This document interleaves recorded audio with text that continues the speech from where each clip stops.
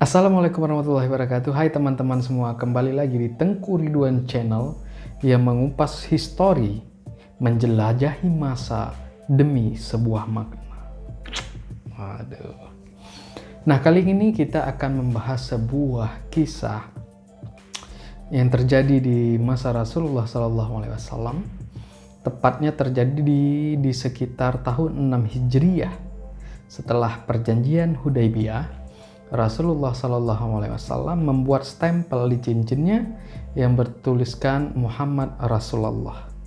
Nah, jadi Rasulullah SAW menyiarkan agama ini dengan menyurati raja-raja yang ada di sekitar Arab pada saat itu.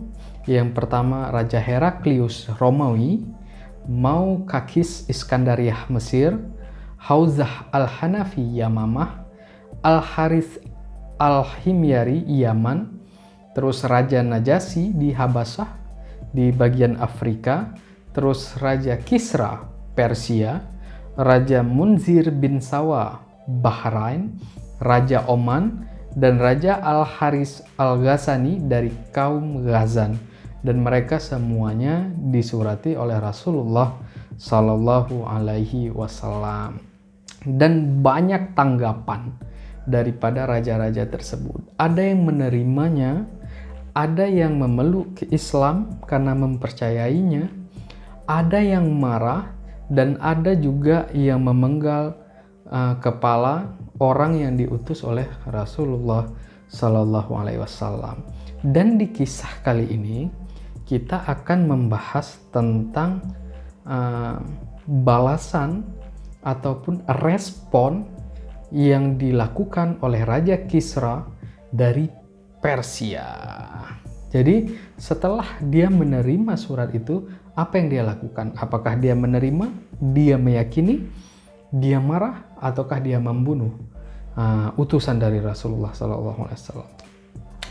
Nah, di dalam surat itu Rasulullah SAW menuliskan, ini surat yang dikirim oleh Rasulullah kepada Raja Kisra.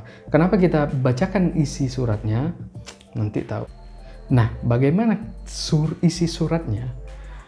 Suratnya berisikan dengan Bismillahirrahmanirrahim dari Muhammad Rasulullah kepada Kisra, pemimpin Persia.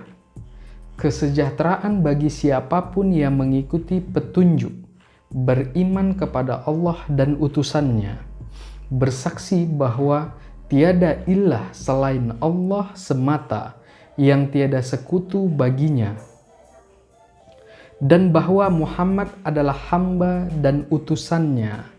Aku menyeru Tuhan dengan seruan Islam. Sesungguhnya aku adalah utusan Allah kepada seluruh manusia untuk memberi peringatan kepada orang yang hidup dan orang yang membenarkan perkataan atas orang-orang kafir. Masuklah Islam, niscaya Tuhan akan selamat. Namun, jika Tuhan menolak, maka dosa orang-orang Majusi ada di pundak Tuhan.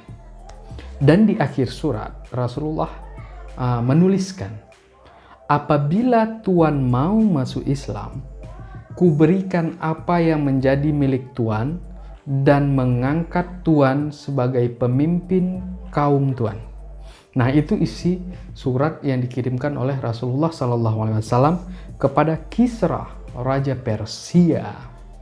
Nah, orang yang diutus oleh Rasulullah SAW itu bernama Abdullah bin Hudzafah. Abdullah bin Hudzafah itu orang yang diutus oleh Rasulullah SAW. Ketika dia sampai di kerajaan Persia dan dia masuk ke dalam majelis Persia, maka Raja Kisra mengundang seluruh pejabat tingginya untuk mendengar berita apa yang dibawa oleh Abdullah bin Hudzafah. Namun ketika Raja Persia memerintahkan pengawalnya untuk mengambil surat daripada Abdullah bin Hudzafah, maka Abdullah bin Hudzafah tidak memberikan surat itu karena dia berkata, sesungguhnya aku sudah diperintahkan oleh Rasulullah SAW untuk memberikan surat ini langsung kepada raja Persia. Jadi dia nggak mau, walaupun pengawalnya mengambilnya di depan si raja. Lalu sang raja mengizinkan Abdullah bin Hudzafah untuk maju dan memberikan surat itu. Setelah diberikan, maka dia memberikan kembali surat itu kepada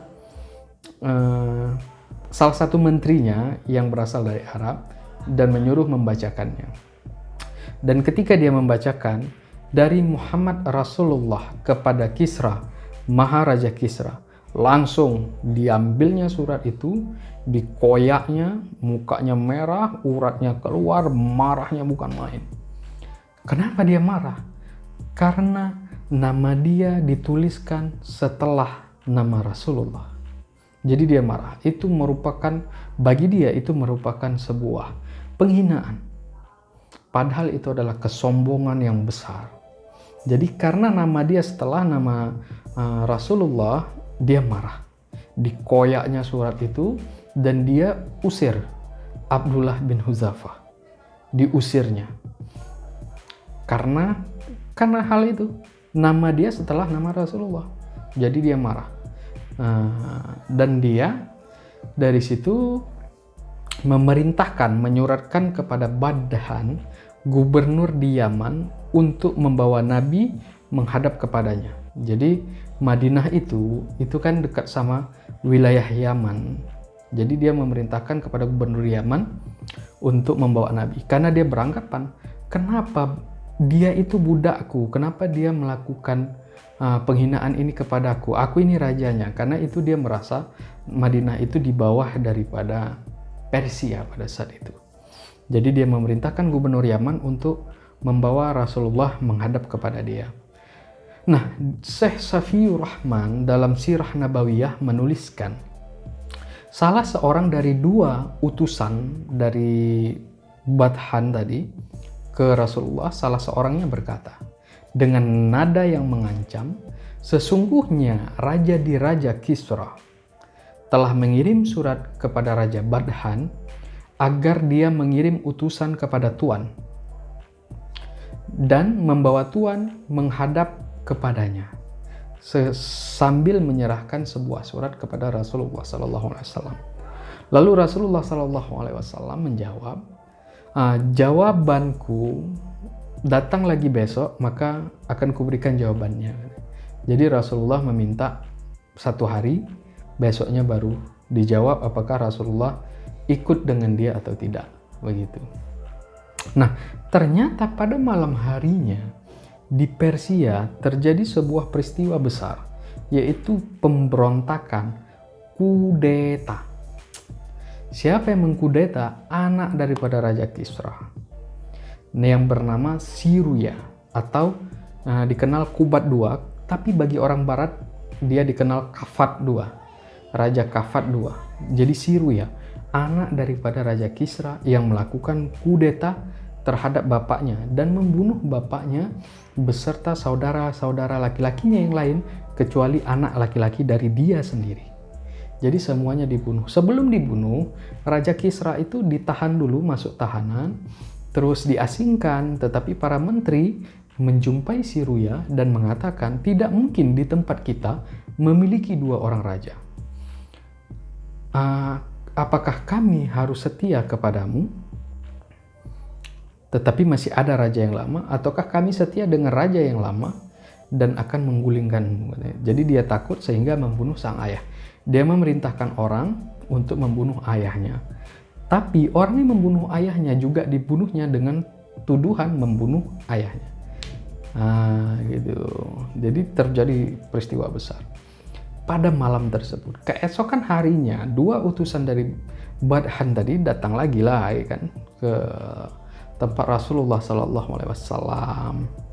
Nah, lalu Rasulullah SAW berkata, sampaikan kepada saudara kalian, yaitu Raja Badhan, bahwasanya Rabbku, yaitu Allah Subhanahu wa Ta'ala, telah menghinakan Tuhan kalian, yaitu Raja Persia, Kisra, tadi malam. Mereka bertanya, apakah Tuhan yakin dengan apa yang Tuhan katakan ini? Wah, sebenarnya kami tidak seberapa membenci Tuhan, katanya.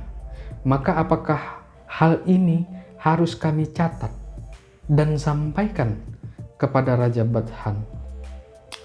Nah, terus Rasulullah Shallallahu Alaihi Wasallam mengatakan, ya, sampaikan ini kepadanya. Sampaikan pula pesanku padanya bahwa agama dan kekuasaanku akan merambah seperti apa yang dicapai Kisra, menguasai yang kaya atau yang miskin. Dan sampaikan, apabila Tuan masuk Islam, kuberikan apa yang menjadi milik Tuan dan mengangkat Tuan sebagai pemimpin bagi kaum Tuan. Jadi maksud dari Rasulullah ini bukan mengambil kekuasaannya, tetapi terima agama ini, maka semuanya akan berjalan dengan normal, dengan biasa seperti biasanya. Tetapi hukum-hukumnya mungkin akan berubah. Karena hukumnya ya langsung hukum daripada Allah Subhanahu wa taala. Itu, tapi tidak diambil kekuasaannya. Begitu, tidak diambil kekuasaannya. Terus setelah surat itu dibaca oleh Raja Badhan, gubernur Yaman. Nah, selang beberapa hari datang surat daripada Persia, dari Raja Siruya, yang memberitakan bahwasanya Raja Kisra itu sudah nggak ada, sudah meninggal dan sekarang diganti oleh Raja Siruya.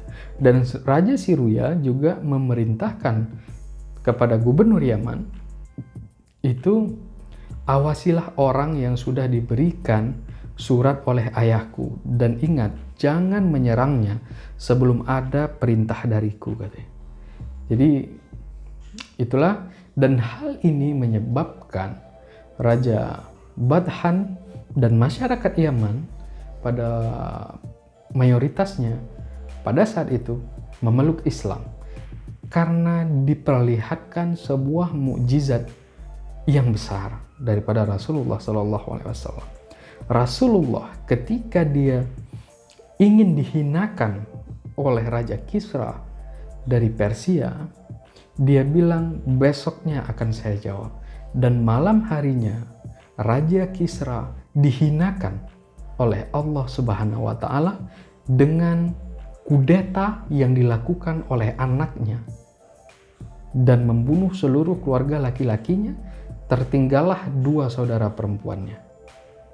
Itu. Jadi Raja Badhan, gubernur Yaman, masuk Islam karena melihat kejadian yang tidak masuk di akal dia.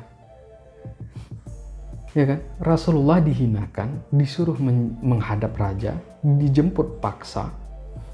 Rasulullah bilang tunggu besok, dan malamnya raja beserta keluarganya yang di dalam sejarah dicatat 15-18 orang tewas pada kudeta tersebut.